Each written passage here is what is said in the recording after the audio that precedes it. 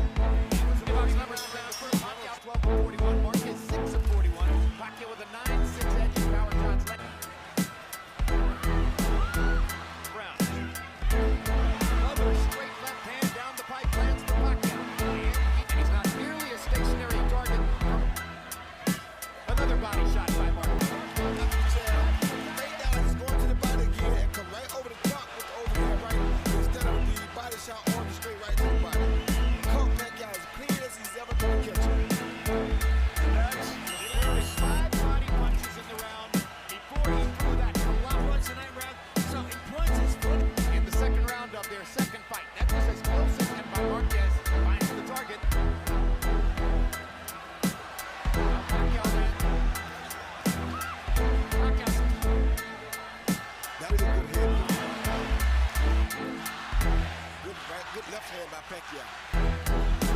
Good combination by Pacquiao. Uppercut inside right. Another good right hand by Pacquiao. Great right hand by Marquez. They trade shots again. He has had cramps and fights before. 9-6 edge in power shots. And Marquez's right hand knockdown in the third round. Flush left hand.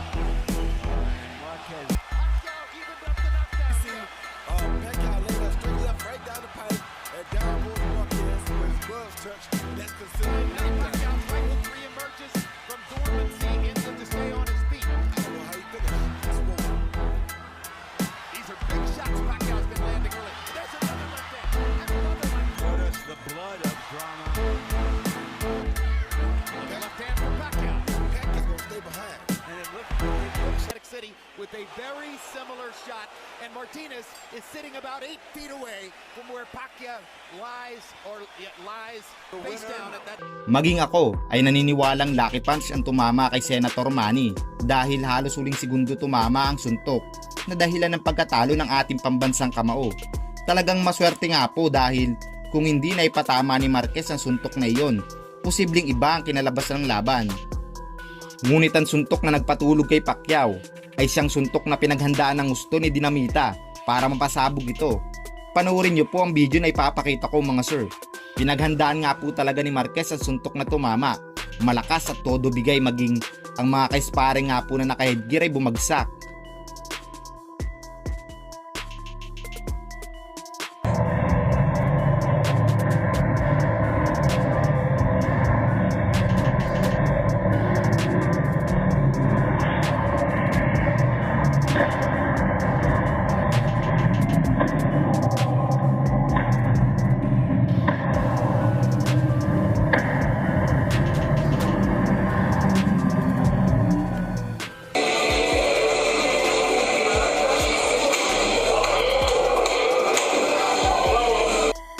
Ngunit ang suntok na nagpatulog kay Pacquiao ay siya palang suntok na pinaghandaan ng gusto ni Dinamita para mapasabog ito. Panoorin niyo po ang video na papakita ko. Pinaghandaan po talaga ni Marquez ang suntok na tumama. Malakas at todo bigay, maging ang naka-sparring nga po na naka-headgear ay bumagsak sa napakagandang timing ng pagbitaw ng suntok. At nag-aantay nga po ng magandang pagkakataon para maipatama ang suntok na ito dahil akmang-akma ito sa atras-abanteng estilo or in and out ng ating pambansang kamao. Kitang-kita naman po natin na halos binubugbog na ni Pacquiao si Marquez, kaya't dito ay naging kumpiyansa ang ating pambansang kamao. At dahil nga po sa ilang ulit na ring nakikita ni Marquez ang estilo na to, kaya't kayang-kaya na niya itong timingan. Hindi naman ganun kahirap makuha ang estilong ito dahil paulit-ulit nga po itong ginagawa ni Sir Manny. Mas lalong gumaling at naging maingat. Kung dati nga po ay bira lang ng bira, ngayon nga po ay napakalaki ng pinagbago ng estilo ni Sir Manny. Sana nga po ay nagustuhan yung video na to mga sir. Hanggang dito na lang po muna. Team Millionaire Sports nga po pala. At muli, salamat.